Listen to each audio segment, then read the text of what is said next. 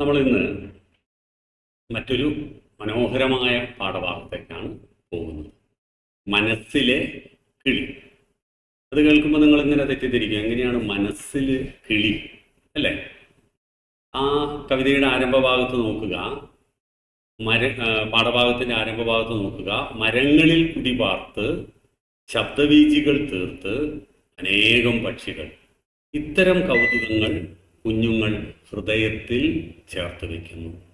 അപ്പോൾ മിക്കപ്പോഴും ഈ എത്രമാത്രം പക്ഷികളാണ് നമ്മുടെ പ്രകൃതിയിലുള്ളത് അല്ലേ? നമുക്കറിയാവുന്നത് കുറച്ചധികം പക്ഷികളുടെ പേരുകളും പക്ഷികളെയും മാത്രമാണ്. പക്ഷേ രാവിലെയൊക്കെ പ്രത്യേകിച്ച് ഞാനിപ്പോൾ വയനാട്ടിലിരുന്നാണ് സംസാരിക്കുന്നത്. വയനാടിൻ്റെ ഒരു പ്രത്യേക സ്ഥിതി എന്ന് പറയുന്നത് ഇത്തരത്തിലുള്ള പക്ഷികളൊന്നും അന്യം നിന്ന് പോയിട്ടില്ല. ഇപ്പോഴും ഇഷ്ടംപോലെ രാവിലെ എഴുന്നേൽക്കുമ്പോൾ നിരവധി പക്ഷികളുടെ ശബ്ദമാണ് ഇങ്ങനെ കേൾക്കുക. അപ്പോൾ ഇത് കുഞ്ഞുങ്ങളെ സംബന്ധിച്ചിടത്തോളം ഈ ശബ്ദ ബീജികൾ അല്ലെ, ശബ്ദത്തിൻ്റെതായിട്ടുള്ള ആ തരംഗങ്ങളൊക്കെ കുട്ടികളുടെ മനസ്സിൽ വല്ലാത്ത കൗതുകമാണ്. ഇതുമായി ബന്ധപ്പെട്ടാണ് നമുക്ക് ആദ്യത്തെ ഒരു ഭാഗം. ഇതുമായി ബന്ധപ്പെട്ട് എന്ന് പറയുന്നതിൻ്റെ ആരംഭത്തിൽ അങ്ങനെ കൊടുത്തു. മനസ്സിലെ കിളി എന്താണ് എന്ന് നമുക്ക് നോക്കാം. ആദ്യം പാഠഭാഗം വായിച്ചതിന് ശേഷം നമുക്ക് ബാക്കി കാര്യങ്ങളിലേക്ക് പോകാം. വളരെ പെട്ടെന്ന് വായിക്കാം, പക്ഷെ നിങ്ങൾ അതിനൊപ്പം വരണം കേട്ടോ. വായിക്കുമ്പോൾ തന്നെ നമ്മുടെ മനസ്സിൽ അതിൻ്റെ ഓരോ സെൻറ്റൻസും അതിൻ്റെ അർത്ഥവും നമ്മുടെ മനസ്സിൽ ഇങ്ങനെ വേണം. ഇല്ലെങ്കിൽ മാഷ് പാഠഭാഗം വായിക്കാതെ പോയാൽ അതിൻ്റെ തുടർച്ച കിട്ടില്ല എന്നുള്ളത് കൊണ്ടാണ് ഞാനത് പലവട്ടം പറഞ്ഞിട്ടുണ്ട്. അപ്പോൾ ശ്രദ്ധിക്കുക. വേനൽ അവധിക്കാലം വന്നു. പിക്കിലുവിന് സ്കൂളിൽ പോകേണ്ടതില്ല. എന്നിട്ടും അതിരാവിലെ തന്നെ അവൻ ഉണർന്നു. ഉറക്കച്ചടവോടെ കണ്ണുകൾ തിരുമ്മിക്കൊണ്ട് അവൻ പൂന്തോട്ടത്തിലിറങ്ങി. അവൻ്റെ മനസ്സിലെ കിളി അശാന്തനായിരുന്നു. കാരണം കിളികളുടെ കലവിലെ ശബ്ദങ്ങളാണ് എന്നും രാവിലെ അവനെ ഉണർത്തിയിരുന്നത്. പൂന്തോട്ടത്തിലെത്തിയ പിക്കിലു പക്ഷികളെ തിരഞ്ഞു. പക്ഷേ ഒന്ന് ശ്രദ്ധിച്ചു നോക്കിയപ്പോൾ കുരുവി, വായാടിക്കിളി, ബുൾബുൾ, തത്ത തുടങ്ങി പലതരം കിളികളെ അവൻ കണ്ടു. ഓരോരുത്തരായി അവനെ സന്തോഷപൂർവ്വം എതിരേറ്റു. 1, 2, 3 ഇങ്ങനെ ഓരോന്നിനെയായി പിക്കിലു എണ്ണി തുടങ്ങി. അങ്ങനെ കണ്ടും ആസ്വദിച്ചും എണ്ണിയും അവൻ ഗേറ്റിന് വെളിയിലെത്തി. പെട്ടെന്ന് മഞ്ഞച്ചുണ്ടുള്ള 2 മൈനകൾ അവൻ്റെ തലയ്ക്ക് മുകളിലൂടെ പറന്നുപോയി. പിക്കിലുവിന് സന്തോഷമായി. അവൻ ആനന്ദത്തോടെ കൈകൊട്ടി. സന്തോഷം തിരിച്ചു കാട്ടും പോലെ പൂക്കൾ തലയാട്ടി. ആഹ്ലാദം കൊണ്ട് തേനീച്ചകൾ മുരളുന്നത് അവൻ കേട്ടു. സൂര്യൻ മുൻപോട്ട് പോയി. പകൽ രാത്രിയായി. അടുത്ത ദിവസം അതിരാവിലെ എല്ലാവരും നല്ല ഉറക്കത്തിലായിരുന്നു. അപ്പോൾ അതാ ഒരു മൈന കൂട്ടിനകത്ത് കിടന്ന് പിടയ്ക്കുന്നു. ആ മൈനയുടെ ഒരു കാൽ ചങ്ങല കൊണ്ട് കെട്ടിയിരിക്കുന്നു. ആരാണ് അതിനെ ചങ്ങലക്കിട്ടതെന്ന് പിക്കിലു അത്ഭുതപ്പെട്ടു. വേഗം തന്നെ അമ്മയോടത് ചോദിക്കാൻ അവൻ ഓടി. തൻ്റെ ചേട്ടനായ തോട്ടനാണ് അടുത്തുള്ള കാട്ടിൽ നിന്ന് ആ മൈനയെ പിടിച്ചു കൊണ്ടുവന്ന് അതിൻ്റെ കാലുകൾ കെട്ടി കൂട്ടിലടച്ചത്. ആ മൈന വളരെ സങ്കടത്തിലാണെന്നും ഒന്നും തിന്നുന്നില്ലെന്നും പിക്കിലു ശ്രദ്ധിച്ചു. മാത്രമല്ല അതിടയ്ക്കിടെ ദയനീയമായി കരഞ്ഞുകൊണ്ടിരുന്നു. ആ പക്ഷിയെ ഓർത്ത് പിക്കിലുവിന് സങ്കടമായി. മൈനയുടെ കരച്ചിൽ കേട്ട് മറ്റു പക്ഷികളൊന്നും പൂന്തോട്ടത്തിൽ വന്നില്ല.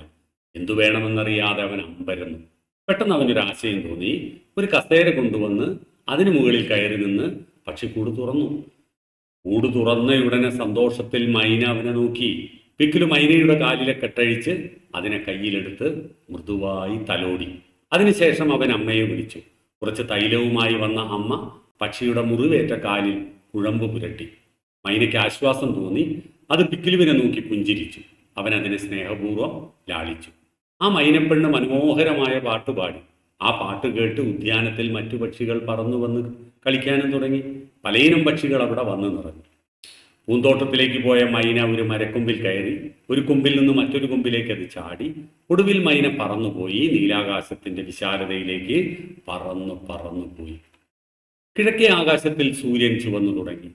പൂന്തോട്ടത്തിലെ സുന്ദര പുഷ്പങ്ങൾ പ്രഭാതകിരണങ്ങളാൽ അനുഗ്രഹിക്കപ്പെട്ടു. തുമ്പികൾ ചിറകുവിടർത്തി നൃത്തം ചെയ്തു. തേനീച്ചകളും പൂമ്പാറ്റകളും വർണ്ണപുഷ്പങ്ങൾക്ക് ചുറ്റും ആഹ്ലാദത്താൽ ഇളകി മറഞ്ഞു. എല്ലാവരും സന്തുഷ്ടരായി കണ്ടു. എന്നാൽ പിക്കിലു ദുഃഖിതനായിരുന്നു. മൈന അതിൻ്റെ അമ്മയെ കണ്ടെത്തുമോ? അതിന് വീട്ടിലേക്കുള്ള വഴി അറിയുമോ? അടുത്ത ദിവസം അതിരാവിലെ ആരോ തൻ്റെ പേര് വിളിക്കുന്നതായി പിക്കിലു കേട്ടു. അവൻ പുറത്തേക്ക് ഓടി. താൻ കൂട്ടിൽ നിന്ന് സ്വതന്ത്രയാക്കിയ മൈന അവളുടെ അമ്മയുമായി പൂമരക്കൊമ്പിലിരിക്കുന്നു. പിക്കിലു അച്ഛനെയും അമ്മയെയും ചേട്ടനെയും വിളിച്ചു. സന്തോഷത്തോടെ ആർത്തു വിളിച്ചു. Hi hi hi. ആഹ്ലാദത്തുമിർപ്പിൽ അവൻ ആറാടി. തൻ്റെ മനസ്സിലെ പക്ഷി പറന്നു ചെന്ന് പ്രകൃതിയിലെ പക്ഷിയെ കണ്ടുമുട്ടിയ സന്തോഷാനുഭവം പിക്കിലുവിനുണ്ടായി.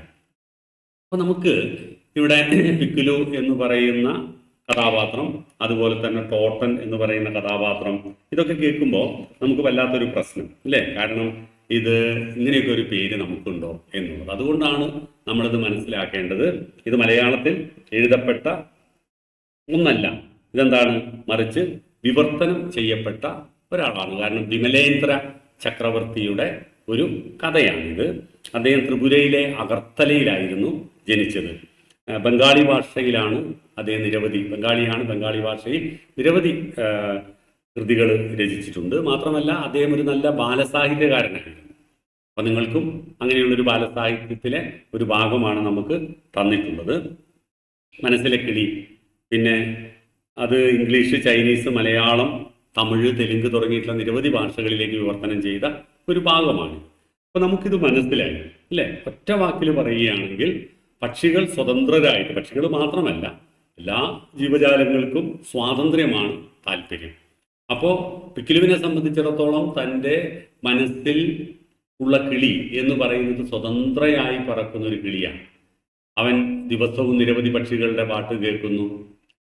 പക്ഷെ ഒരു ദിവസം നോക്കിയപ്പോൾ അവൻ്റെ തോട്ടത്തിലേക്ക് അങ്ങനെ കിളികളൊന്നും വരുന്നില്ല. അതെന്താണ് കാരണം?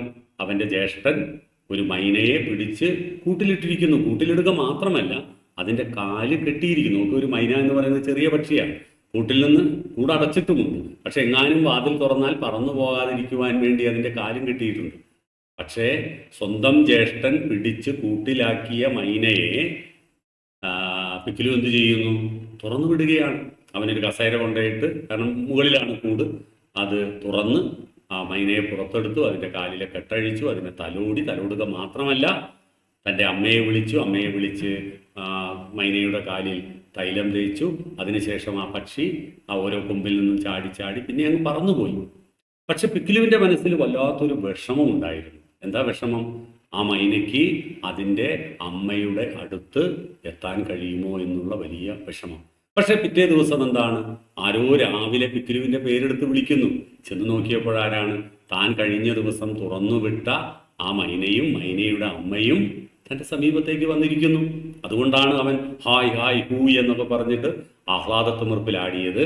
കാരണം തൻ്റെ മനസ്സിലെ പക്ഷി അല്ലേ, ഈ പക്ഷി, സ്വതന്ത്രയായ പക്ഷി, പറന്ന് ചെന്ന് പ്രകൃതിയിലെ പക്ഷിയെ കണ്ടുമുട്ടിയ സന്തോഷാനുഭവം. അപ്പോൾ തൻ്റെ മനസ്സിലൊരു പക്ഷിയുണ്ട്. ആ പക്ഷി ആഹ്ലാദത്തുമിർപ്പിലാണ്. അതങ്ങനെ പറന്നു നടക്കുന്നു. ആ പറന്നു നടക്കുന്ന പക്ഷി പ്രകൃതിയിലെ തന്നെ ഒരു പക്ഷിയെ കണ്ടുമുട്ടിയതായിട്ട് പറയുന്നു. അപ്പം ഇത്രയും നമുക്കതിൽ വിശദീകരിക്കാനുള്ളൂ.